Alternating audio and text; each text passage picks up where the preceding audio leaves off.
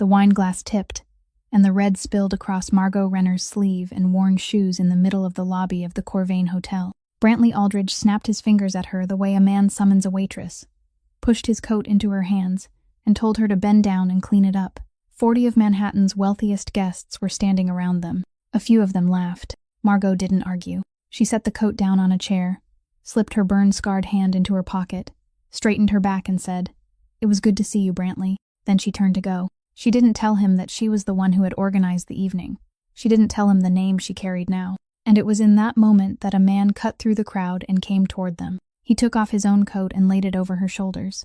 He drew the handkerchief from Brantley's breast pocket, wiped the wine from her sleeve, folded it neatly, and then, without hurry, poured what was left in the glass into that same breast pocket. He never said a word. Brantley opened his mouth to shout, but no sound came out, because he had just noticed that the entire lobby had gone silent, and that the hotel manager, standing by the door, was bowing his head slightly to the other man. 6 years earlier, Brantley Aldridge had walked out on this woman in a hospital corridor, while her mother lay dying 3 floors above them, because his own mother had called her a liability. 6 years later, he didn't even recognize her. And he had no idea that the woman he had just humiliated in front of 40 witnesses was married to the most feared man in New York City. In 6 days, he would find out. And by then it would be far too late. If Margot's story touched you, please leave a like so we know you're still listening. Share it with someone you think needs to hear it today. And don't forget to subscribe, so you never miss the stories we have waiting for you. 7 years earlier, on a night near the end of October, Margot Renner was 20 years old and sitting in the 3rd row of the Aldridge Playhouse, waiting for her father to finish his work after the performance. She had accompanied him since she was 15, learning how to hear when a string was half a note out of tune, learning how to place her hand against the body of an instrument and feel what her ears hadn't yet detected. Wendell Renner had done this work for 32 years. He told his daughter that a good instrument never lied, only people lied. That night, he was tuning the grand piano on stage, while Margot sat below with his wooden toolbox resting in her lap, the same box that had traveled with him through all 5 boroughs of the city. After the audience had gone and only a few people remained to clean up, there was a sound somewhere behind the wings. Margot couldn't clearly remember what it was. She remembered only that her father raised his head, and she remembered the expression on his face with perfect clarity, because she would carry that expression with her for the next 7 years. He told her to take the toolbox outside first, to leave through the side door, not to run, and simply walk as usual. She did exactly what he told her. She always did exactly what he told her. When she reached the sidewalk, she looked back and saw her father standing in the doorway about 10 steps away, an entire lifetime separated by only 10 steps. Then he looked back inside, turned around, and went in again. Later, a stagehand said that 2 people were still trapped in the dressing area downstairs, and that Wendell Renner was the only person there that night who knew the way down, because he had been walking through that building for 20 years. Those 2 people were brought outside. He never came out again. Margot stood on the sidewalk, still clutching the toolbox, and she couldn't remember how long she remained there. She remembered only that someone pulled her back, and that the back of her left hand began to burn in a strange way, a pain she wouldn't fully feel until the following morning at the hospital. The burn eventually healed into a dark mark, and for the rest of her life, she would develop the habit of hiding that hand inside her coat pocket, not because she was ashamed, but because every time she saw it, she saw those 10 steps again. Nell Renner was there that night. She rushed from their apartment in Astoria when she heard the news, and remained outside until nearly dawn, breathing that thick air into her lungs for hours, without knowing that she had just signed a slow death sentence for herself. Months later, the doctors would give her illness a long medical name, but Margot would always call it by its true name. That night, a great many people attended her father's funeral. There was even a large wreath sent from the offices of the Aldridge Group, accompanied by a printed card without a handwritten signature. The 2 people he had brought out also attended. One of them held Margot's hand for a very long time without managing to say a word. 19 days later, Margot was still going to work as usual, carrying her father's toolbox to tune the piano at a church in Queens, because her mother's medical bills weren't going to wait for anyone to finish grieving. 7 months later, the investigation ended. The family received a 12-page report with appendices, diagrams, and the signatures of 3 different reviewing agencies. Margot read all 12 pages twice. Then she turned back to the final page and read the line directly above the signatures. Only 4 words printed in the same neat black ink as every other line in the world. No wrongdoing was found. She folded the document into quarters and placed it inside the inner compartment of the toolbox, beside her father's steel tuning wrench. She didn't cry. She simply sat motionless for a very long time in the small kitchen, while on the other side of the wall, her mother was coughing. 1 year later, Margot was 21 and had learned to answer the telephone in the voice of a tradeswoman, rather than that of a young girl. She accepted work wherever people called her: churches, music schools, basement rehearsal rooms, and in some months she traveled 30 miles by train, simply to tune a piano twice her age.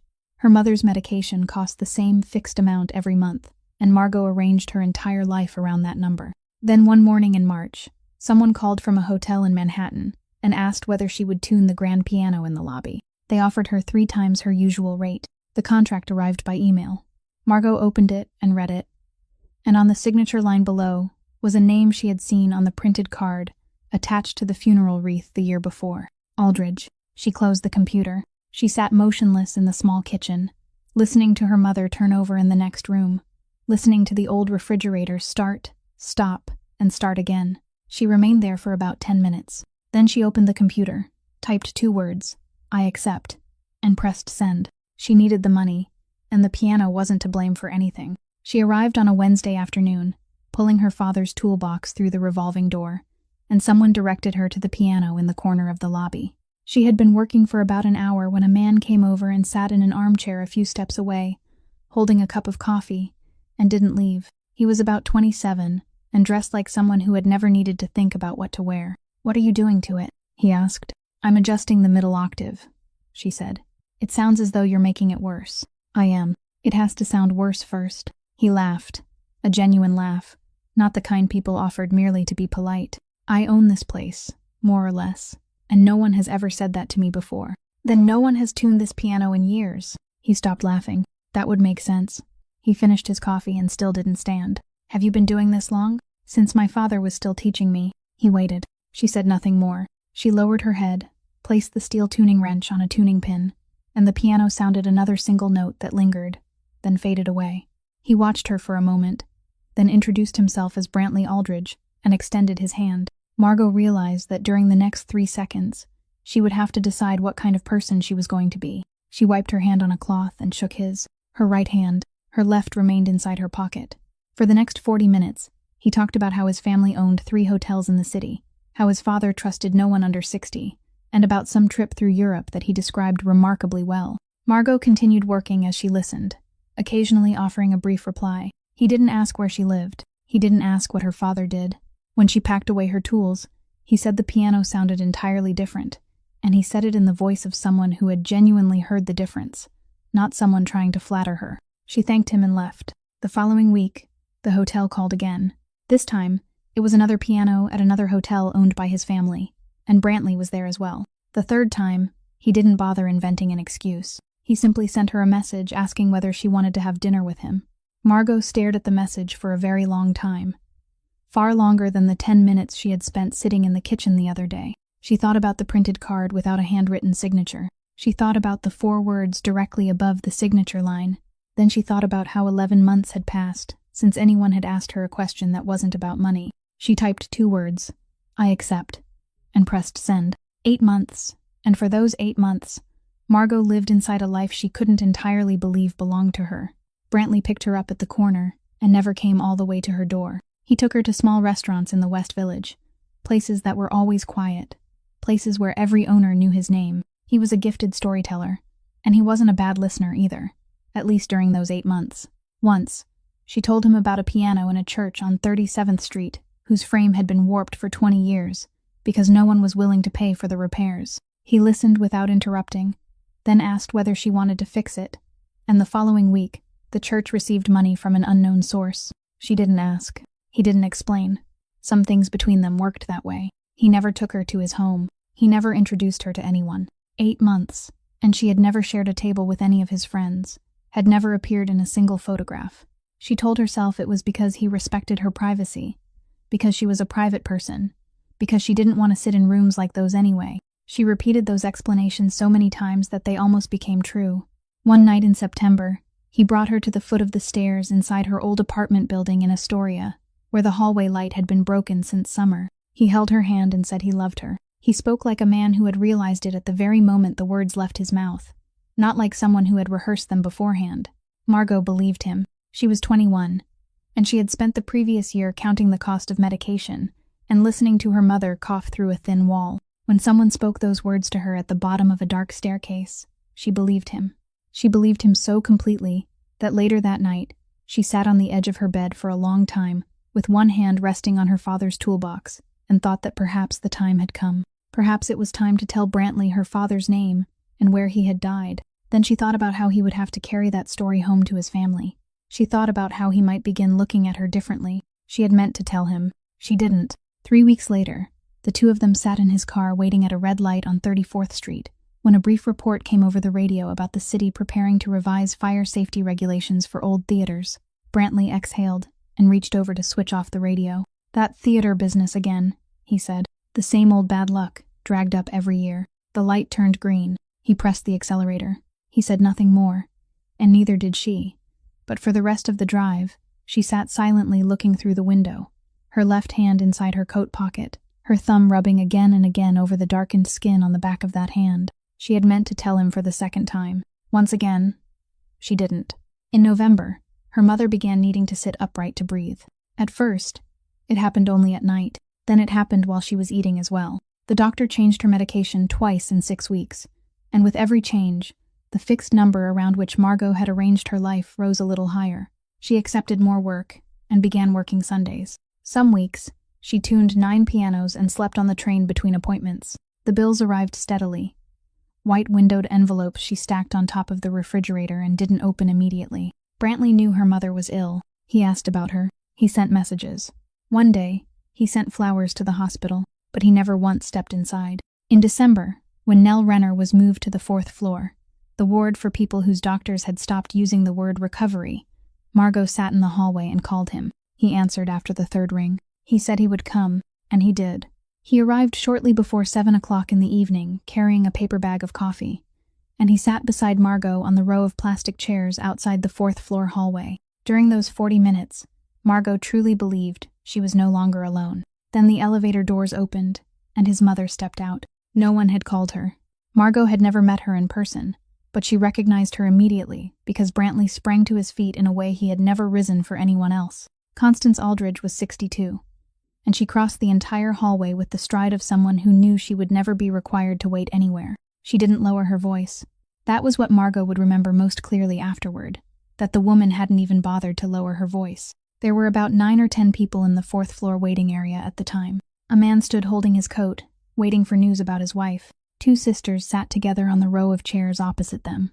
A nurse was pushing a medication cart down the hallway. Every one of them heard. "Do you know who she is?" Constance said, and as she spoke, she didn't look at Margot. She looked at her son. "I had someone make inquiries. A debt carrying a toolbox, Brantley. That is all you've brought home after 8 months. Margot stood. She didn't know why she rose. Only that remaining seated felt worse. She let both arms hang at her sides. There had been no time to hide her left hand in her pocket, and she held her back straight. "What are you doing here?" Constance asked, looking at her this time. "My mother is in room 412, Margot said. It was the only sentence she spoke throughout the entire scene. "And then what?" Constance turned back toward her son. "And then what, Brantley? Who pays the hospital bills? How long do you intend to keep paying them? Do you think it ends here? It never ends. People don't love you. They love the name you carry, and I've watched this happen 3 times in my life." The nurse slowed the medication cart for a single moment, then continued, its wheels rattling over the tile floor. "Your father is ill. He will rewrite his will in March. I'm telling you now so that you won't have to wonder. If you continue this, your name won't be in it.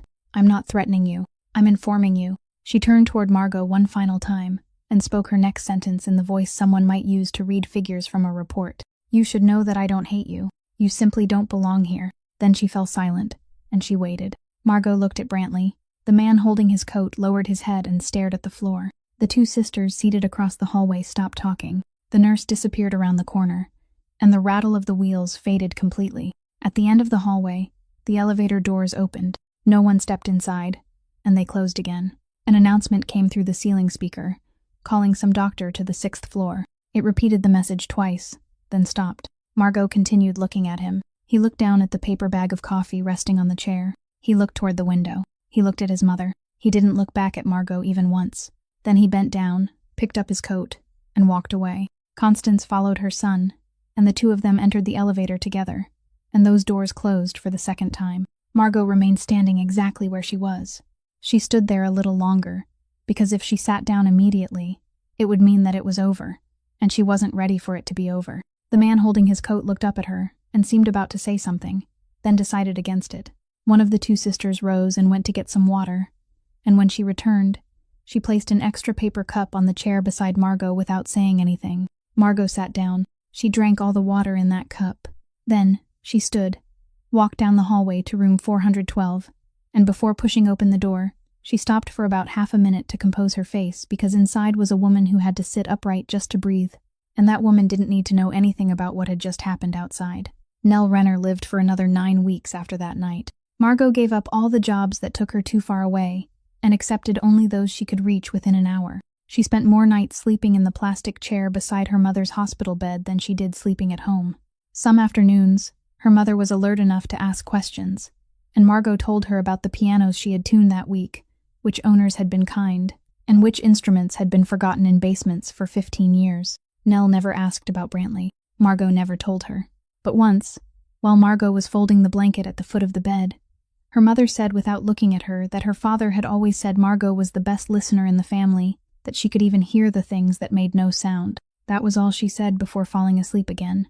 2 weeks before Nell died, Margot was sitting on the N train at 6 o'clock in the morning when she saw a photograph on the phone screen of the woman seated across from her. It was the social media page of a city newspaper, reporting on some charity event. And in the photograph, Brantley Aldridge was smiling with one hand resting behind the back of a young woman Margot had never seen. The woman across from her scrolled past it very quickly, in less than 2 seconds. Margot got off at her station and walked the rest of the way to the hospital. She didn't search for the photograph afterward. She never searched for it. Nell Renner died at 7:15 on a Tuesday morning in early March, and Margot was there. The funeral was held at a small funeral home on 31st Street. 11 people attended, 9 of them neighbors from their apartment building. People asked whether she needed any help, and she said no. She was telling the truth, because what she needed wasn't something anyone could help her with. She stood alone at the end of the service with her hands folded in front of her, her left hand resting over her right. The total cost was $4,200. Margot had $2,800. She had sold her mother's wedding ring, withdrawn the last of her savings, and asked the funeral home to allow her to make payments. They had agreed to let her pay part of the bill in installments, but she was still short. 3 days after the funeral, she carried her father's wooden toolbox to the pawn shop on the corner of 23rd Street. The owner opened the lid and lifted each tool one by one, and he knew what he was holding. The tools of a man who had tuned pianos for 32 years weren't something a person saw every day. He offered her $1,400. Margot signed the papers, accepted the money, and left. That same afternoon, she paid the remainder of the funeral bill. That evening, she returned to the empty apartment, sat in the kitchen, and remained there until nearly 1 o'clock in the morning. Then she rose, put on her coat, and walked 20 minutes through the March cold, back to the pawn shop, where she began pounding on the door. The metal shutter had been lowered, and the lights inside were dark, but she continued knocking with patient, even blows, never raising her voice, until a light came on upstairs, and the owner came down wearing the sweater he slept in, unlocking the door as he asked whether she knew what time it was. Margot offered him all the money left in her wallet, along with her own wristwatch, and said she would bring him the rest within a week. He looked at her for a very long time. Then he turned, went inside, brought out the wooden box, placed it on the counter, and pushed it toward her. He didn't take the watch.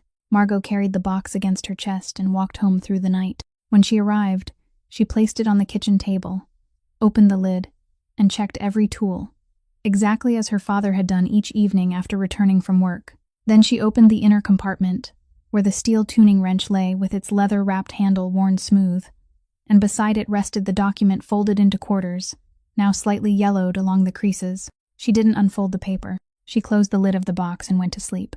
The following summer, when Margot was 22 and had finished repaying the pawn shop 4 months earlier, someone called her from a number without a name attached to it. The caller was a man with a deep voice who spoke slowly, and he didn't ask about her price.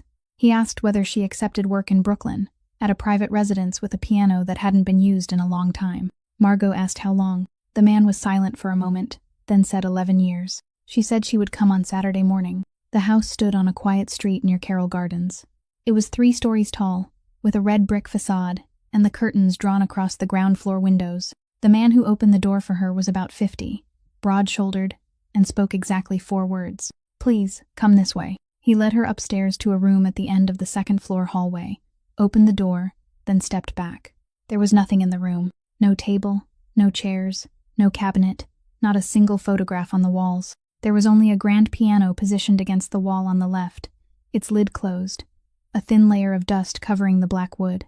Margot placed her toolbox on the floor, opened the piano, and the first thing she noticed was the smell of something that had been sealed away for far too long. The strings were rusted. The ivory keys in the middle octave, where hands had touched them most often, had turned yellow. She wiped them once with a cloth, then walked around the back to inspect the piano's body, and she stopped. In the wood at the rear, about a hand's breadth below the upper edge, there was a small, neat, circular hole, its diameter narrower than the tip of her little finger.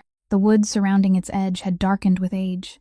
Margot straightened and looked toward the opposite wall. At the same height as her eyes, there was a roughly circular patch of repaired plaster about the size of her palm. Whoever had repaired it had done their best, but the color of the new plaster was still half a shade different from the rest of the wall. She looked at the hole.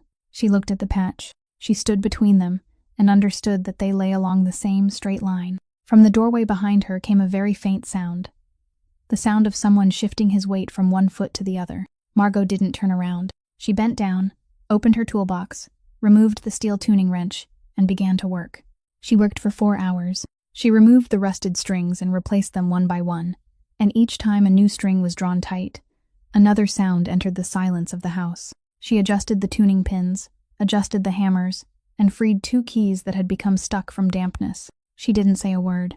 She didn't ask why the piano had been abandoned for 11 years. She didn't ask why the room was empty. She didn't ask about the hole. She didn't ask about the repaired plaster. The man remained in the doorway throughout those 4 hours. He never stepped fully into the room, but he didn't leave. Sometimes he rested one shoulder against the doorframe.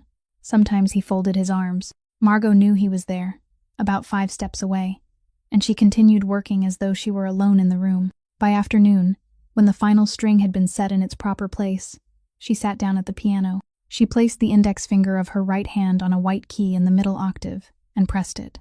A single note sounded, deep and clear, resonating through the empty room before slowly fading into silence. Margot remained seated until she could hear nothing more. Then she closed the piano, gathered her tools, shut the box, and stood. Only then did the man in the doorway enter. He was about 30, tall, with black hair combed back and ash-gray eyes that belonged to someone who hadn't slept enough in a very long time. "How much?" he asked. $40. He looked at her. "Do you know how much this piano is worth?" "Yes." "Then why 40? "Because that is the price of tuning a piano," Margot said. "You're paying me for my work, not for the value of the piano." He took out his wallet and handed her 2 $20 bills. She slipped them into her coat pocket, picked up her toolbox, and walked toward the door. She had taken 3 steps into the hallway when he spoke behind her, and his voice sounded slightly different now, slower, as though he, too, had only just heard what he was about to say. "You didn't ask anything." Margot stopped. She didn't turn around. "No," she said. "I didn't ask." Then she walked downstairs and left the house, never knowing that the man remained standing in that same place for a very long time after the door had closed, inside a room where, for the first time in 11 years, a piano had made a sound. 3 days later, he called again. Margot answered and waited for an address, waited to hear the name of another piano, but he only asked where she was working that day. She said she was at a music school on 47th Street. He said all right and ended the call. That afternoon, when she left the school shortly before 7 o'clock, a black car was parked across the street, and he was leaning against its door. There was no piano that needed repairing. He opened the rear door for her, and she stood on the sidewalk looking at him for about 3 seconds before asking what he did for a living. "I do many things," he said. "That isn't an answer." "No," he agreed. "It isn't." She got into the car. He drove her all the way home to Astoria, and throughout the journey, he didn't ask her a single question. His name was August Barone. She learned that the 3rd time they met, and she learned it because she asked, not because he offered it. Then came a strange summer. One morning, the N train broke down at Queensboro Station, and the platform became so crowded that Margot forced her way outside to catch a bus, only to find the black car already waiting at the corner. She asked how he knew. He said the train disruption had been reported on the news, and he knew she took that line. She said she didn't remember ever telling him which train she used. He didn't answer. He drove her to work, and when she got out of the car, he said nothing more. Some evenings, she finished at 10 o'clock utterly exhausted, and he was there, asking no questions, urging her to do nothing, simply opening the car door.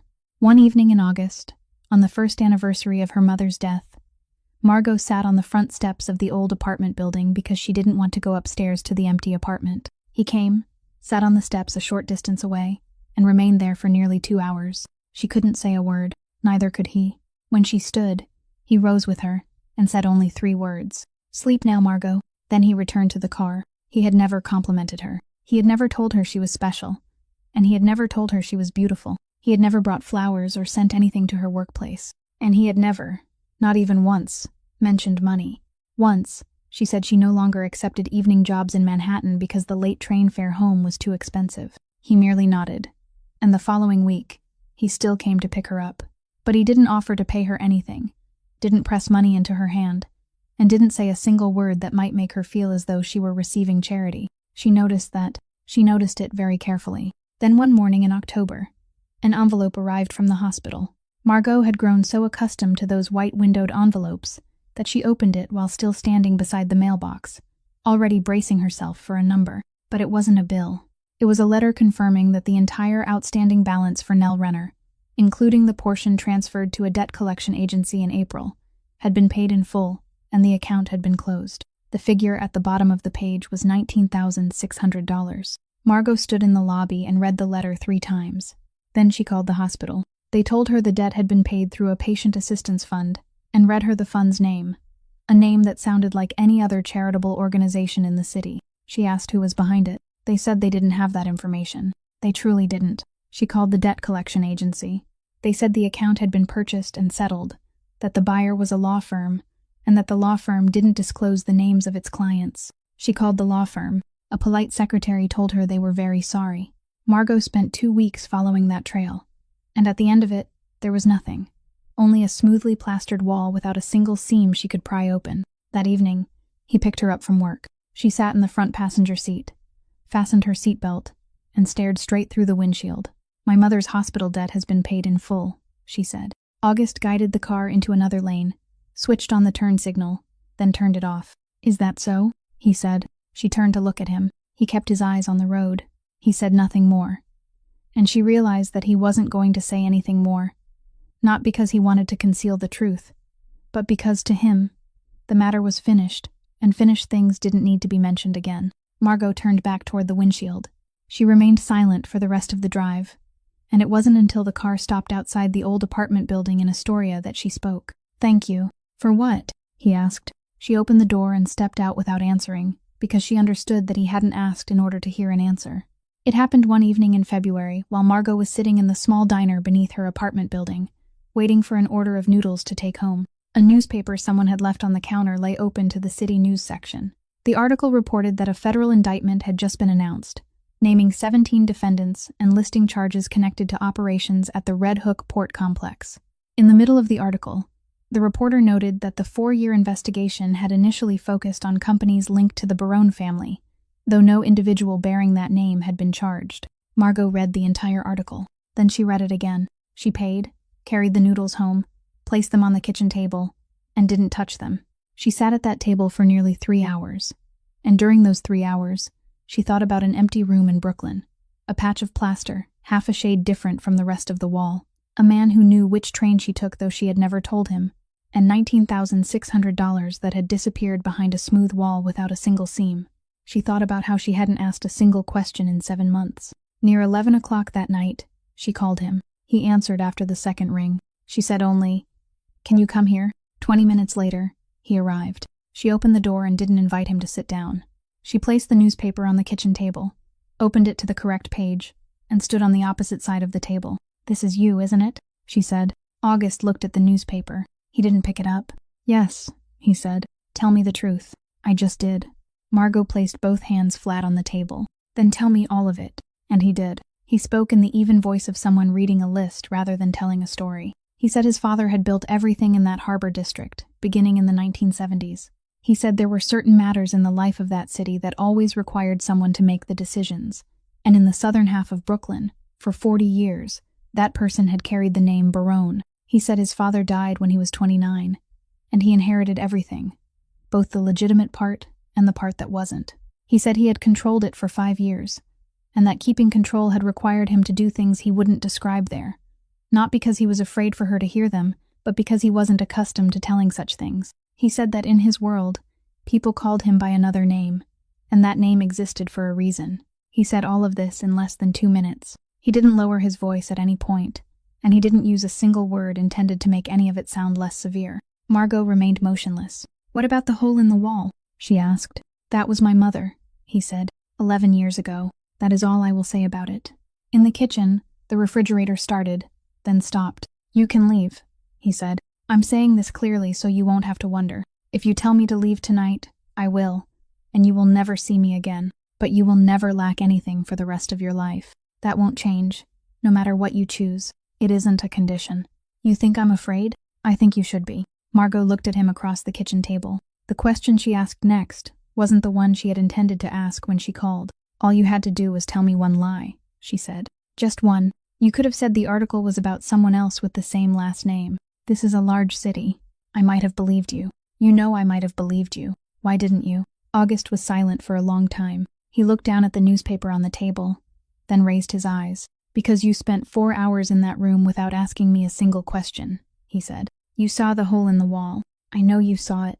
You stood between those 2 marks, and I waited in the doorway for you to turn around and ask, because everyone asks. Everyone asks, Margot. People ask so they can understand what they're standing near, so they can calculate exactly how afraid they should be. You didn't ask. You simply did your work and accepted $40. He paused. "You don't lie to someone like that. You only lie to people you look down on." Margot didn't answer. She stood there for a very long time, and he didn't rush her. Finally, she pulled out a chair, sat down, and told him to sit. He did. The noodles on the table had gone completely cold. Neither of them touched them. Margot didn't answer him that night, and he didn't ask again. She took 4 months. During those 4 months, she continued working, tuning pianos for churches, music schools, and basement rehearsal rooms, and she continued seeing him, but she looked at him with different eyes. She watched the way people greeted him when he entered a restaurant. She noticed that he always chose a seat with a clear view of the door. She noticed that the broad-shouldered man who had opened the Brooklyn house for her that day, the man she later learned was named Desmond Keel, was almost always somewhere within 50 yards of him. She saw all of it, and she didn't close her eyes to any part of it. She didn't tell herself that perhaps things weren't as bad as they seemed. She didn't tell herself that perhaps she had misunderstood. She had already spent 8 months of her life telling herself things like that about another man, and she had learned the cost of it in a hospital hallway. This time, she looked directly at what stood before her, called it by its true name, and then she stayed. She stayed for one very simple reason, though it took her 4 months to find the courage to say it aloud to herself. In all 23 years of her life, no one had ever chosen her without first asking someone else for permission. Her father had loved her. Her mother had loved her, but they were gone. The other man had stood in a hospital waiting room and allowed his mother to make the decision for him. August Barone asked no one. He had no one to ask, and when he told her that she could leave and he would still take care of her for the rest of her life, that nothing about that would change, that it wasn't a condition, it was the first time Margot had ever heard someone offer her something without a hook concealed behind it. She told him one afternoon in June, on the steps outside the old apartment building, in the exact place where he had sat silently for 2 hours on the first anniversary of her mother's death. She said, "I'm staying." He didn't embrace her. He merely nodded once, and she saw his shoulders lower by about a half an inch, and she understood that this man had waited for those words far longer than he had allowed her to see. They married in September of the following year, when she was 24.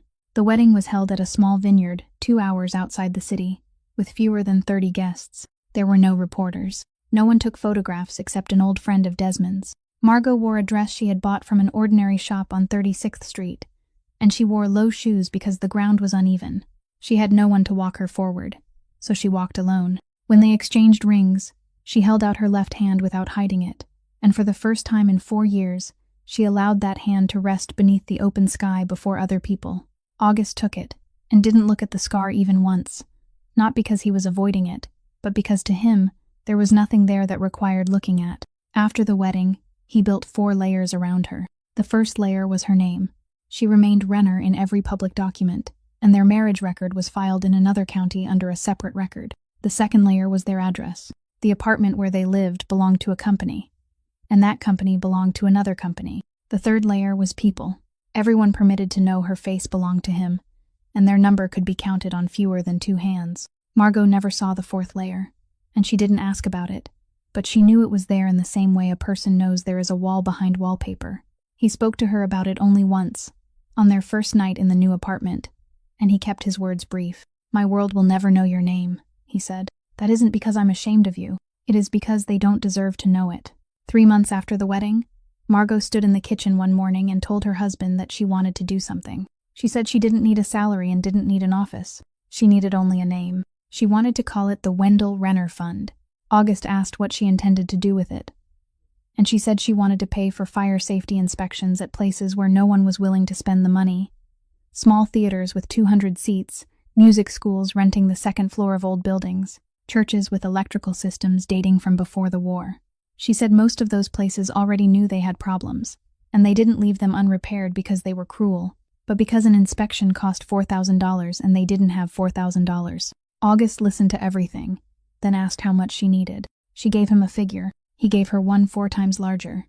Over the next 3 years, the fund paid for inspections at 127 locations across all 5 boroughs. 49 required repairs.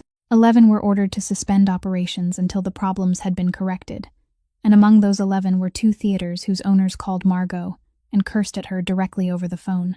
She listened to every word, thanked them for calling, ended the conversation, and kept the suspensions in place. She was better at the work than she had expected. She knew how to enter an old building and smell that something wasn't right. She had followed her father into places like those since she was 15. During those 3 years, she also learned something else, something far more difficult. She learned how to live beside a man whose life contained compartments she would never be permitted to open. Some nights, he came home at 3 o'clock in the morning, and she didn't ask where he had been. There were phone calls he took in the other room, and she didn't stand near the door. One evening in April, Desmond arrived to take him somewhere without saying a word, and August didn't return for 3 days. When he came home, she asked only whether he had eaten. She didn't pretend those compartments didn't exist. She simply chose not to open them, and those were 2 entirely different things. August, for his part, learned something as well. During the first year, about 2 months after the fund began operating, he placed a thick file on the dining table and said he had ordered another review of the theater case. Margot sat down and read it from beginning to end. Every inspection report for the Aldridge Playhouse during the 5 years before the fire had been recovered and compared with the department's records. The 2 reviewing agencies that still existed had been questioned again. The result was that there was nothing. On the final page was the signature of the person who had conducted the review. "Clean," August said. "I'm sorry." Margot closed the file. She carried it into the other room, placed it inside the lowest cabinet drawer, and never took it out again. She didn't tell him that she felt relieved, because she didn't feel relieved. She felt only that a door had just closed, and she had learned not to keep knocking forever on doors that were already shut. By the 3rd year, the fund had grown large enough to require a real fundraising event, and someone suggested holding it at the Corvain, the hotel on 59th Street with a grand lobby, high ceilings, and a grand piano in one corner. Margot agreed. She handled everything herself, from choosing the menu to arranging the seating and preparing the guest list. The list contained 210 names, selected from every organization in the city connected to theaters, historic preservation, and cultural real estate. Her assistant brought her the final printed copy for approval on a Thursday afternoon. Margot read from the top down. On the second page, between 2 other names, she found the words Aldridge Group, followed by the 2 expected representatives, Brantley Aldridge and his fiancée, Sloane Pemberton. Margot looked at that line for about 10 seconds. Her assistant asked whether she wanted anyone removed. Margot handed the paper back and said to leave it unchanged. Then she rose and walked toward the piano in the corner of the lobby, opened the lid, tested an interval, and told the manager that the middle octave was half a tone out and that they should call a tuner before the evening of the event. On Friday afternoon, one day before the gala, Margot had been in the lobby of the Corvain since 2 o'clock, reviewing the table arrangements. The auction area was already set up, the tablecloths had been spread, and place cards had been arranged at every seat. She was walking along the inner row of tables, checking whether the aisles were wide enough for wheelchairs, when an older woman entered through the main doors. She was alone, with no one accompanying her, and she paused at the entrance to look around with the air of someone who had arrived earlier than planned and was accustomed to doing so. Margot recognized her from 20 yards away. 6 years had passed, and that walk had not changed in the slightest. She remained where she was for about 3 seconds, then continued to the end of the row, straightened a crooked place card, and when she turned back, the woman had come closer. "Excuse me," Constance Aldridge said. "I came to check the seating for tomorrow. May I see it?" "Of course," Margot said. "Please tell me the name on the guest list." "Aldridge Group. 2 seats, though there may be 3. Margot walked to the reception table, opened the seating chart, turned to the 4th page, and showed her table number 11, on the right side of the stage, about 4 rows back. Constance studied the chart, then looked across the lobby to place the table, and nodded. "This will do," she said. "Not too close to the stage. People always seat us right beneath the podium, and then no one can eat a thing." "I thought the same," Margot said. "That's why I reserved the front row for those who have to speak." Constance looked up at her, meeting her eyes for the first time. "You arranged the seating?" "I organized the event." "Then I must compliment you," she said, in the dry voice of a woman who rarely praised anyone, which made the words sound all the more sincere. "I've attended 4 of these events in the past month. At 3 of them, the tables were arranged like chairs in a cafeteria. Here, there are proper aisles. Who did you leave them so wide for?" "People who use wheelchairs, and people who have difficulty walking. Few people think about that. Most of the places my foundation pays to inspect are old theaters," Margot said. "Old theaters have narrow exits. I'm accustomed to looking at the aisles before I look at the seats." Constance Aldridge nodded slowly, then surveyed the lobby once more, with the gaze of someone reconsidering something she had already decided would not impress her. "Whose foundation is this?" she asked. "A piano tuner's. I thought it belonged to some philanthropist." "He wasn't a philanthropist. He was the man the foundation was named after." Constance accepted the answer and asked nothing more. Then she turned toward Margot and asked the question people her age often asked when a conversation had nowhere else to go. "And you? What did you do before this?" "I tuned pianos," Margot said. Constance raised an eyebrow. "Really?" "Yes." "For how long?" "Since I was 15. Constance studied her for another moment, and something in her expression softened slightly, like a door opening by the smallest measure and then stopping. "That's an honest profession," she said. "My father had a piano at home when I was a child. Twice a year, a tuner would come. He worked all afternoon without saying a word. I used to sit on the stairs and watch him. I don't know if anyone still does that kind of work anymore." "Some of us still do," Margot said. "People simply don't call as often now." "Yes," Constance said. "I suppose that's true." She looked at her watch, thanked Margot, said she would arrive at 7 o'clock, then picked up her handbag and walked toward the doors. After a few steps, she turned back. "I didn't ask your name." "Margot," Margot said. Constance nodded, said, "All right, I'll see you tomorrow," and walked out of the lobby. Margot remained alone among the rows of tables that had already been arranged. She walked over to table number 11, picked up the 2 place cards to make certain the names had been spelled correctly, then set them back exactly where they had been, neat and straight, an inch from the edge of the table, just like every other place card in the room. The following evening, after the confrontation in the lobby had shattered the quiet of the gala, Margot walked past the auction area, past table number 11, and reached the door leading into the service corridor reserved for staff. She pushed it open with her shoulder. The corridor was narrow, washed in white light, and smelled of freshly laundered table linens. She walked about 10 steps, then stopped, turned, leaned her back against the wall, and stood there. She didn't cry. She simply stood. And she realized that she was counting her breaths exactly the way she counted when testing a piano string, to see whether it would hold its pitch. Behind the door, the music in the lobby was still playing, and someone laughed. The door opened. Desmond Keel stepped inside, closed it behind him, and didn't ask whether she was all right. He only said that the car was waiting at the rear entrance. "This way, ma'am." And he walked half a step ahead of her all the way down the corridor, through the kitchen, past the stacks of empty crates, and out through a steel door that opened directly into the alley behind the hotel. August stood beside the car with nothing in his hands, his coat still draped over her shoulders. He opened the door for her. She got in, and he walked around the front of the car and settled into the driver's seat. Desmond closed the door behind them and didn't come along. The car left the alley, turned right, and merged into the traffic on 59th Street. 3 blocks later, Margot began to cry. She hadn't meant to cry. And she didn't even realize she had started until she saw that both her hands were wet. She hadn't cried once in 3 years, not because she was strong, but because she had no longer needed to. And now it all came back at once. All of it. Without asking permission. August didn't stop the car. He didn't ask any questions. He simply moved into the far right lane, slowed down, and let her cry. "I'm sorry," she said when she was finally able to speak. "You don't owe me an apology. I don't know why I'm like this. It was nothing. Someone spills wine on the floor, you clean it up. It was nothing." He still said nothing. "For 1 second," she said. "For exactly 1 second. August. I became that girl standing in the hospital corridor again. Exactly the same. Not one thing was different. The past 3 years vanished. The foundation vanished. The name I carry now vanished. Everything disappeared. And I was standing there again with nothing in my hands, waiting for someone to decide whether I was worth turning around to look at." She wiped her face with the back of her left hand. "I hate that. I don't hate him. I hate that he can still do that to me." August tightened his grip on the steering wheel. She saw his knuckles turn white, and she saw the hard line of his jaw, and he didn't say a word. Margot understood that the silence filling the car now was unlike any silence she had known from him in 3 years. The light at 57th Street turned red.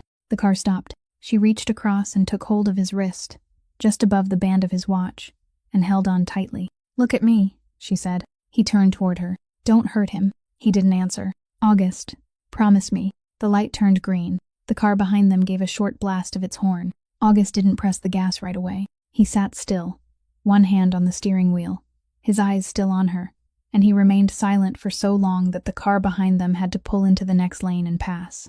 The driver said something through the window that neither of them could hear. Then August turned back to the road and started driving. "I won't touch him," he said. "I promise you that. No one will lay a finger on him. No one will go near his home. Nothing at all. You have my word." Margot exhaled. "Thank you. But listen carefully to this," he said. "Some debts can be collected without blood." She turned to look at him. "What does that mean?" "It means I won't lie to you," August said. "I've never lied to you, and I won't start tonight. You told me not to hurt him, so I won't hurt him. But don't ask me to do nothing, because that is something I can't promise." The car turned onto 34th Street. Margot sat in silence, looking through the window, her hand still resting on his wrist. She didn't pull it away, and she didn't ask another question. That night, after Margot had fallen asleep, August drove alone to Brooklyn.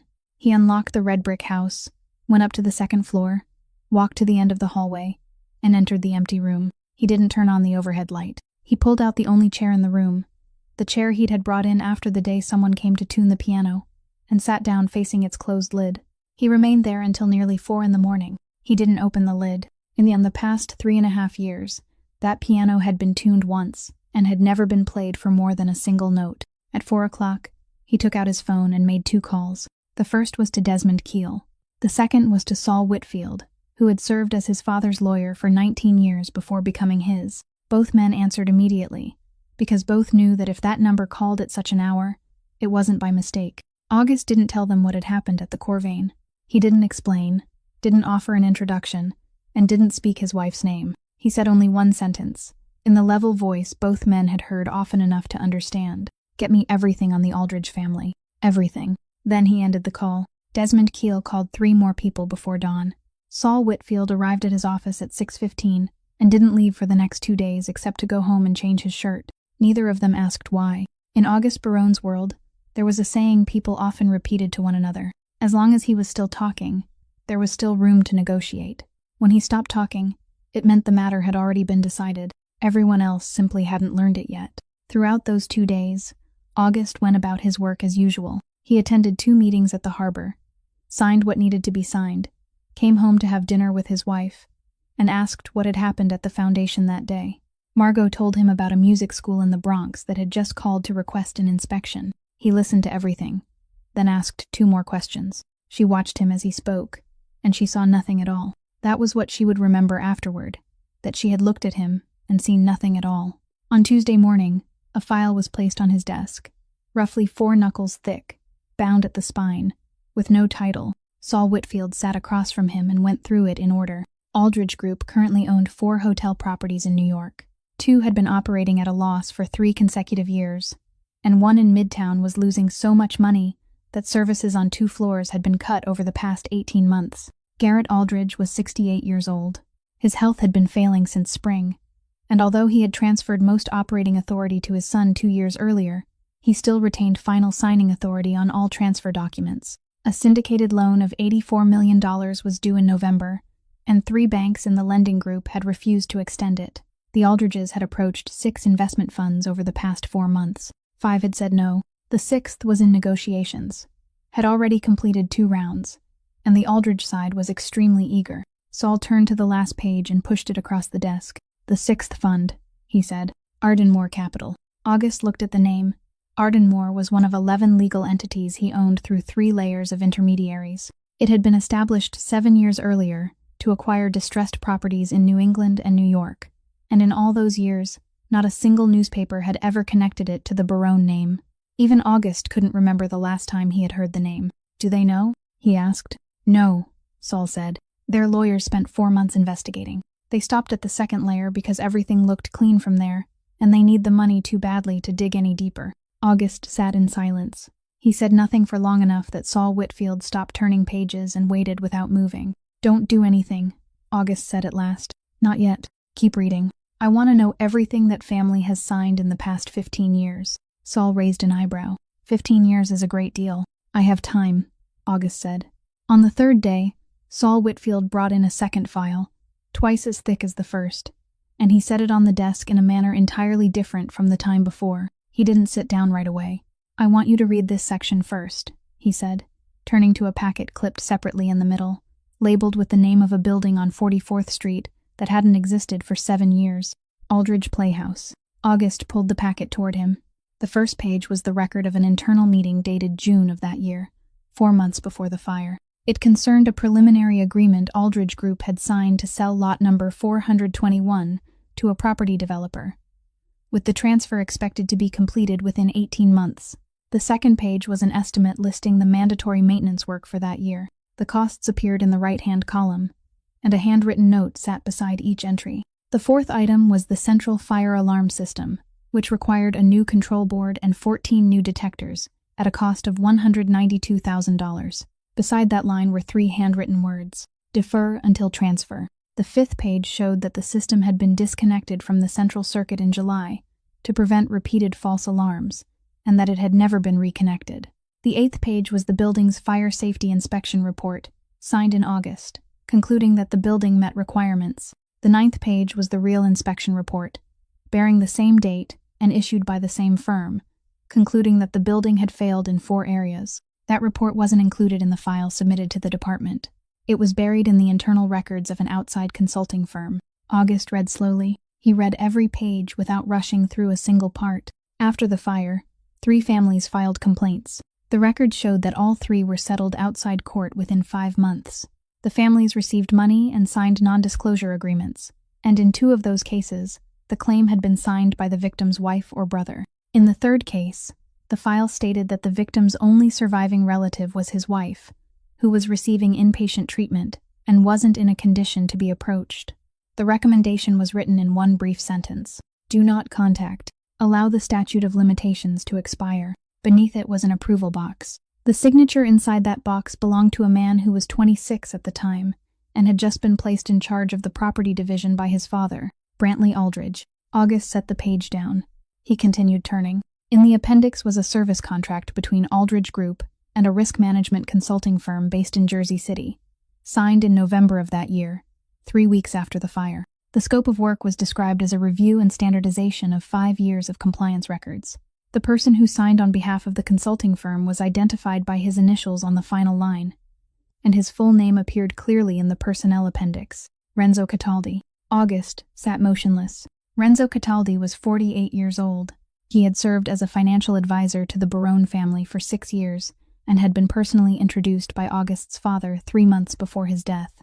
Renzo was the man who approved expenditures for the Wendell Renner Fund. Renzo was the man who had sat at the same dinner table as August's wife for 2 Thanksgivings in a row. August stood, walked into the adjoining room, opened the lowest cabinet drawer, and removed the file he had personally placed on the dining table 3 years earlier, before telling his wife it was clean. He carried it out, set it beside the new documents, and turned to the final page. In the lower right corner, Beneath the statement confirming that all inspection records from the 5 years preceding the incident had been reviewed, there was a signature. He pulled the appendix from the other file closer and placed the 2 pages side by side. The same stroke, the same upward flick at the end of the final letter. Saul Whitfield looked at the 2 pages, then raised his eyes. He said nothing. August remained there for a long time, both hands braced against the edge of the desk. He didn't strike the table. He didn't say a word. What he was looking at wasn't simply evidence that one of his own had hidden something from him.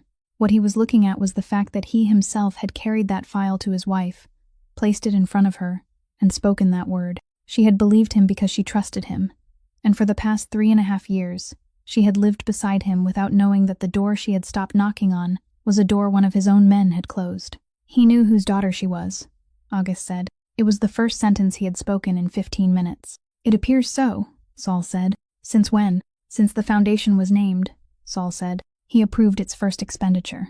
On the 4th day, Renzo Cataldi was asked to come to the office at the harbor at 9 o'clock in the morning, and he arrived on time, carrying his briefcase as he always did. Desmond Keel opened the door for him, then remained in the hallway and closed it behind him. August was the only person in the room, seated at the head of the table, and 3 things had already been laid out before him. Renzo saw all 3 before he had even taken his seat. The first was a sheet of paper that had been folded into quarters, yellowed along the creases, now opened and smoothed flat, with 4 words printed on the final line. No wrongdoing was found. The second was a small photograph of a man around 60 years old, his hair silver, bending over the inside of a grand piano, with a steel tuning wrench in his hand. The third was a printed airline ticket for a flight to Lisbon, departing at 11 o'clock that night, one way. Renzo set his briefcase on the floor and sat down. He didn't ask what this was about. That was the first thing August noticed. You sat at my table and ate with my family for 2 years, August said. What do you want me to say now? Renzo asked. His voice didn't tremble. 6 years of working for this family had taught him that when the time came, trembling served no purpose. I want you to tell me whether you knew who Wendell Renner was on the day you approved the foundation's first expenditure. Renzo looked at the photograph on the table for a long time. Yes, he said. And you didn't tell me? No. Why? Because by then, I was already sitting in this chair, Renzo said. How do you think I was supposed to tell you? Sir, 4 years ago, I accepted a contract to clean up a set of records, and one of those records belonged to your wife's father. If I'd said those words aloud, I would have lost everything in a single afternoon, so I kept quiet. Then you told me to find someone to review the theater fire, and I understood that if I let anyone else do it, my name would surface sooner or later. So I did it myself. I took the assignment myself. You signed the paper I carried home and placed in front of my wife. Yes, you knew what I would tell her. I knew. August said nothing for a while. Beyond the window came the sound of a crane at pier number 4. There were 3 families, he said. 2 accepted money. In the 3rd case, the recommendation was to let the statute of limitations expire because the wife was in the hospital and couldn't be approached. That recommendation wasn't mine. I came in afterward. I only cleaned up the paperwork. You read it. I read it. Then you knew she was 20 years old and had no one. Renzo fell silent. He lowered his eyes to the 2 hands resting in his lap. August pushed the airline ticket across the table until it was about a handspan away from him. This is what is going to happen, he said. Saul has made arrangements with the federal prosecutor's office. At 4 o'clock this afternoon, you will go there, with your own lawyer if you want one, and you will tell them everything. You will hold nothing back. The consulting contract, the scope of the work, who gave you the assignment, what you altered, and the name of every person who signed. When you've finished giving your statement, you will go to the airport and board this flight. Renzo looked at the ticket. And what happens to me? You'll live, August said. You simply won't live here anymore. You'll never work in this city again. No one in this world will answer when you call. And your name will remain in a federal file until the day you die. That is all. There will be nothing else. Nothing else, Renzo repeated. Nothing else. I'm taking away your place here. I'm taking nothing else. Renzo Cataldi sat motionless for about half a minute. Then he gave a single nod, reached for the airline ticket, folded it, and slipped it into the breast pocket of his jacket. You know I'll give them your name too, he said. Not in connection with this, but they'll ask. I know, August said, and you're still letting me leave. You go at 4 o'clock, August said. Renzo bent down, picked up his briefcase, and stood. He stopped in the middle of the room, then turned to look at the photograph, still lying on the table. They said he went back inside because there were still 2 people downstairs, he said. That was in the file. I didn't erase that line. No, August said. You didn't erase it. Then Renzo walked out, and Desmond opened the door for him. And at 4 o'clock that afternoon, Renzo appeared at the United States Attorney's Office for the Southern District of New York, where he gave his statement for 6 straight hours. Margot knew something was happening from the second day, and she knew it in the way a person knows a piano is out of tune, before being able to hear exactly where the wrong note lies. August still came home on time. He still ate dinner, still asked what had happened at the foundation that day, and still listened to her entire answer. But on Monday morning, he was awake before she was, and she found 2 coffee cups in the sink instead of 1. On Tuesday, the coat he hung by the door still bore the creases of someone who had spent the entire day sitting in a car. On Wednesday, Desmond came to pick him up at 6 o'clock in the morning and didn't ring the bell. He only sent a message, and Margot heard the door close while she was still in bed. Then, on Thursday, she opened the cabinet to take out her coat and noticed that the lower compartment in the adjoining room had been disturbed. Its door didn't close as tightly as it usually did. She opened it. The thick file he had given her 3 years earlier was gone, and beside it, her father's wooden toolbox had been moved. She closed the cabinet, went to work, and spent the entire day in the foundation office reviewing 2 inspection applications that she had to read from the beginning 3 times. On Thursday night, he came home close to 11 o'clock. He took off his coat, hung it up, and walked into the kitchen to pour himself a glass of water. Margot was sitting at the kitchen table. The overhead light was off, and only the small light above the stove was burning. Over the past 3.5 years, there had been many times when she hadn't asked. She hadn't asked about the nights he came home at 3 in the morning. She hadn't asked about the 3 days he disappeared in April of the previous year. She hadn't asked about the patch of plaster that was half a shade different from the rest of the wall. She hadn't asked about the $19,600, or why a man named Desmond was always somewhere within 50 yards of him. She had built an entire marriage on the foundation of questions left unasked. And she hadn't done it out of fear. She had done it because she had chosen to. But that night, as she watched her husband standing at the sink with a glass of water in his hand, she understood that there was one question, only one, that she would never forgive herself for leaving unasked. "August," she said. He turned around. "Does this have something to do with my father?" August set the glass down on the counter. He didn't set it down hard. He placed it there very gently, and that was what Margot remembered most. Then he stood with one hand still resting lightly against the rim of the glass, and he looked at her. She waited. She waited long enough to hear the refrigerator begin to hum, and then fall silent again. It was the very same sound that had filled the kitchen in Astoria on the night she laid the newspaper on the table and asked him a different question 3.5 years earlier. That night, he had answered her in less than 2 seconds. That night, he had said yes, and he had said it immediately, and he had told her things that no man in his position ever told anyone. Tonight, he said nothing. He opened his mouth once, then closed it. He looked down at the counter, then raised his eyes again, and still he said nothing. Sitting at the kitchen table, Margot understood that she had just received the fullest answer she would ever receive in her life, because this man had never lied to her, and tonight he couldn't tell her the truth, so he had chosen the only thing left to him. She felt something very cold travel down her spine. She felt something else as well, something she wouldn't be able to name until many months later. It was the feeling of someone hearing a piano string that had been stretched tight for 7 years finally sound at its true pitch. She stood. She walked over to him, but she didn't touch him. "I won't ask again," she said. "But I want you to know that," I asked. Then she switched off the small light above the stove, walked into the adjoining room, and left him standing alone in the darkness of the kitchen beside the untouched glass of water. The 5th day began at 7 o'clock in the morning. In a conference room on the 31st floor of a building on Park Avenue, where representatives of Ardmore Capital informed the attorneys for Aldridge Group that they had agreed to the principal terms and were prepared to sign within the week. 4 representatives of the Aldridge family sat on the other side of the table, and Brantley was the youngest among them. The draft agreement was 143 pages long. In Section 6, under the conditions for disbursement, there was a clause stating that before the first release of funds, the recipient had to accept an independent inspection of its entire portfolio, conducted by a third party chosen by the investor, with a scope that included assets liquidated during the preceding 15 years. It wasn't a new clause.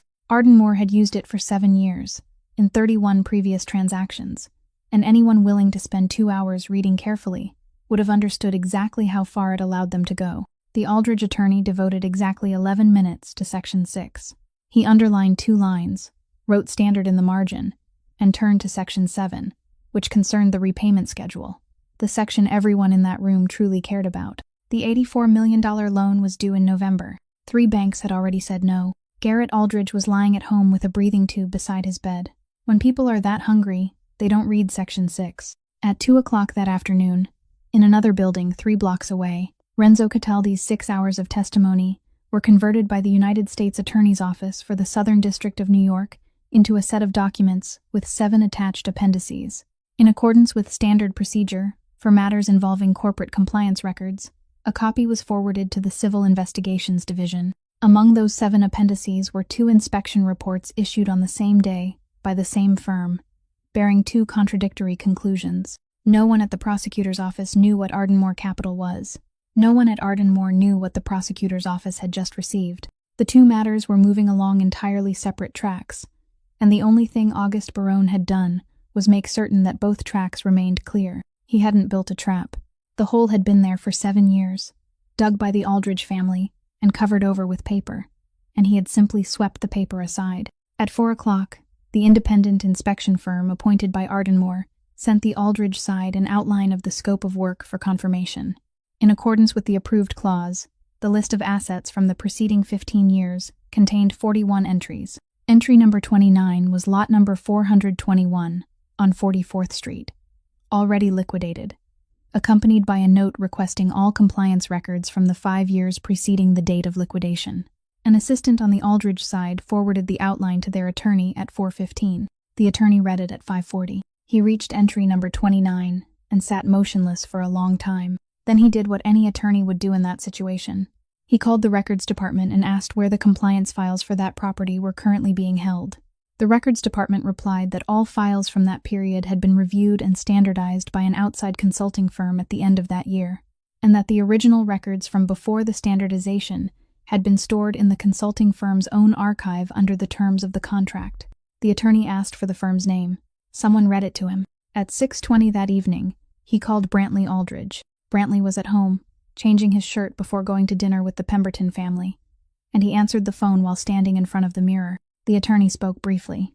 He said there was a problem with the scope of the inspection, that he needed to know exactly what had happened to the records for lot number 421 at the end of that year, and that he needed the answer that night. Brantley stood motionless before the mirror for about 5 seconds. Then he said, "Leave it for now. I'll look at it tomorrow." He ended the call, went to dinner, and smiled throughout the meal because he still believed tomorrow was something he had the right to decide. On the 6th day, at 9 o'clock in the morning, Brantley Aldridge received an email from Ardmore Capital informing him that an in-person meeting was required that day, with no postponement, and that it would take place on the 31st floor of the building on Park Avenue, in the small conference room at the end of the hallway. He arrived at 9:55 with 2 attorneys. The receptionist told them that, at the request of the other party, only Mr. Aldridge was to enter. The 2 attorneys looked at each other. Brantley said it was fine, and he said it in the voice of a man who still believed he was walking into a negotiation. He made his way down the hallway, opened the final door, and found only one person inside. The man sat alone at the head of the table, with no papers and no computer. Brantley stopped in the doorway. He had seen this man's face once, 6 days earlier, in a hotel lobby, and he had spent the past 6 days refusing to think about it. "Sit down, Mr. Aldridge," August said. Brantley took a seat 3 chairs away. "Where is Ardmore?" "You're speaking to Ardmore." Brantley gave a short laugh. "Then who are you?" August didn't answer. He reached inside his coat, removed 3 objects, and placed them on the table, pushing them toward Brantley, one at a time. The first was a photograph taken at a vineyard. 2 people stood side by side in the afternoon light. The woman wore a simple white dress and low shoes, and her left hand was uncovered. Brantley looked at the photograph, and for about 2 seconds, his face didn't change. Then it did. The second was a sheet of paper, yellowed along its creases and smoothed flat, with 4 words printed in neat black ink on the line directly above the signatures. No wrongdoing was found. The third was a steel tuning wrench with a leather-wrapped handle worn smooth by years of use. It rested in the middle of the polished wooden table, like something that didn't belong there. "You don't know who I am," August said, "but you know my wife." Brantley couldn't speak. 6 days ago, you told her to bend down and clean the floor, August said. "I want you to understand one thing clearly, because after today, we will never see each other again. I'm not destroying your family's company because of what happened that evening. That evening merely told me where to begin looking. He placed one finger on the yellowed paper. I'm doing it because of this. Brantley looked down at the page. What is this? The final report from the investigation into the Aldridge Playhouse fire, August said. You've read it before. You read it 7 years ago, the same year you approved allowing a claim to pass beyond the statute of limitations, because the person who filed it was in the hospital and couldn't be approached. The air conditioning hummed inside the room. You don't know the name of the man who died in your family's theater, August said. I know you don't. For 7 years, you've never had to know. His name was Wendell Renner. He tuned pianos for 32 years. That night, he had already reached the door when he turned and went back inside, because 2 people were still trapped downstairs, and he was the only person in the building who knew the way down. Those 2 people lived. He never came out again. August pushed the steel wrench a little closer to him. This was one of his tools. Then he spoke the final sentence, no louder than any that had come before it. My wife is his daughter. Brantley Aldridge sat motionless. For one moment, his face went completely blank, the expression of a man trying to fit 2 pieces together with trembling hands. Then the truth reached him. He looked up at the wedding photograph, then at the paper, then at the steel wrench, and he sank less than half an inch into his chair. No, he said. It was the only word he spoke during the entire meeting. Yes, August said, and this is the part I think you should hear. She knew. She knew from the day she accepted the contract to tune the piano in your hotel lobby, because she read the name on the paper. She took the job anyway because her mother was ill and she needed the money. Then she spent 8 months with you. 8 months, Mr. Aldridge. And not once did she tell you her father's name, or where he died. Do you know why? Because she was afraid you would have to carry that truth back into your own home. She kept silent to protect you. August stood, and you stood in a hospital hallway and never looked at her once. He buttoned his coat. He didn't pick up the 3 objects on the table. And he said nothing more. He walked to the door, opened it, and left. In the room at the end of the hallway, only one man remained, 33 years old, sitting before a photograph, a sheet of paper, and a steel wrench. Outside, the city continued moving as it did every day, and no one was coming to tell him what he was supposed to do next. Ardenmore withdrew from the deal on Monday morning of the following week, in a letter 4 lines long. The $84 million loan came due in November, and no one agreed to extend it. The independent inspection was never conducted, but by then it was no longer necessary.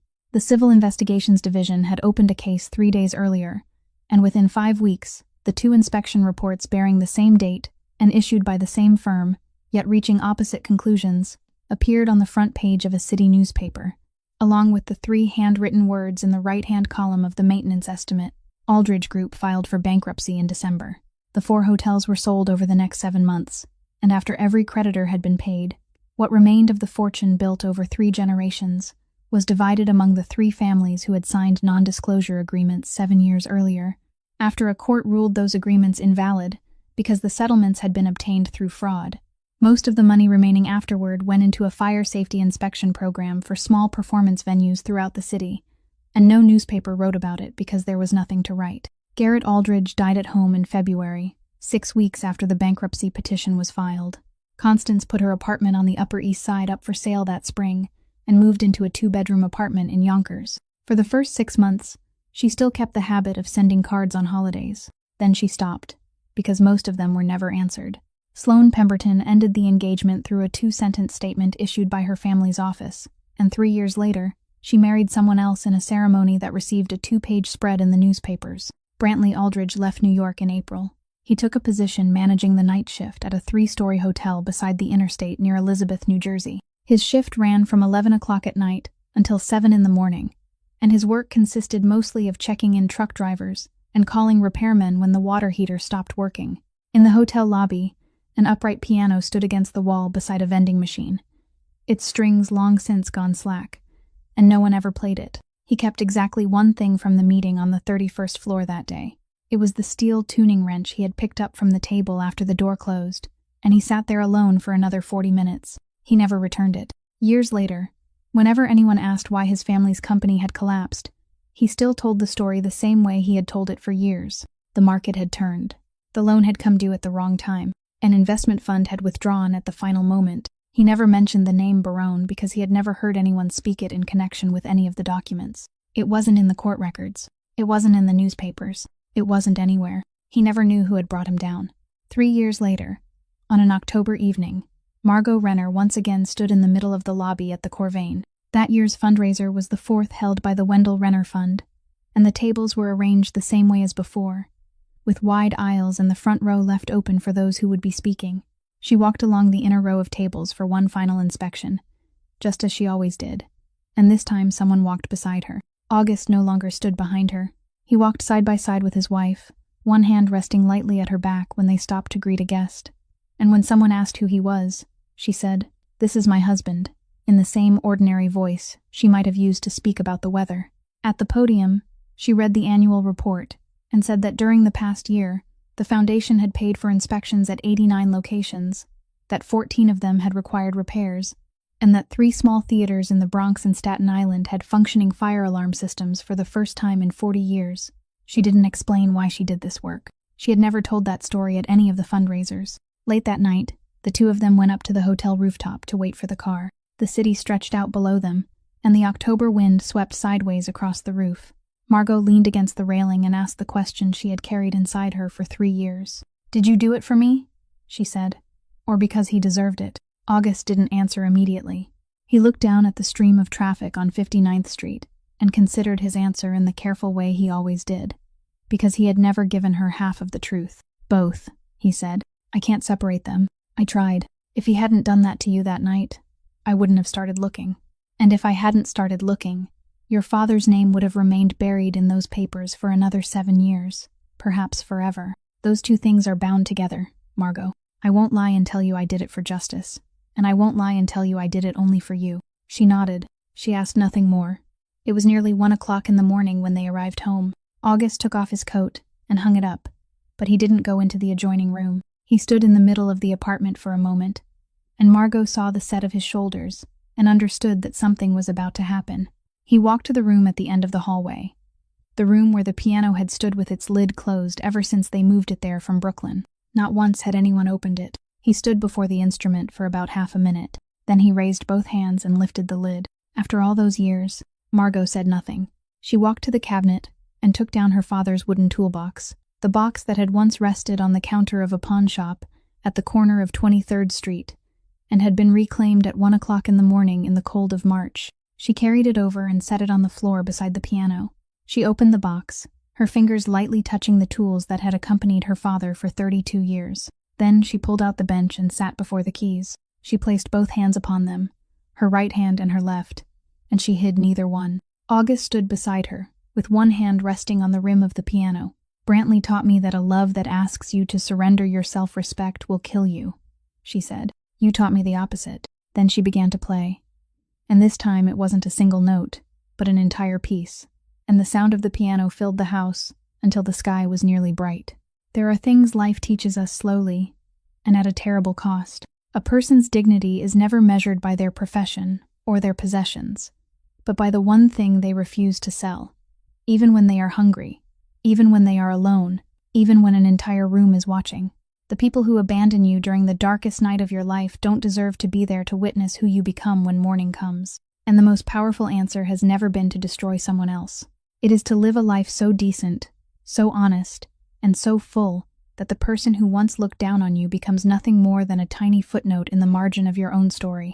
If Margot's story touched your heart, please leave a like and share it with someone you believe may need to hear it today. Don't forget to subscribe to our channel so that every day, another new story can be told to you. We would also truly love to read your comments below. How did this story make you feel? What part of it reminded you of your own life? Please share honestly, so that we may hear the feelings that come from the deepest place in your heart. We wish everyone listening to this story abundant health, a joyful life, and peace in every day. Goodbye for now, and we'll see you again in the next video.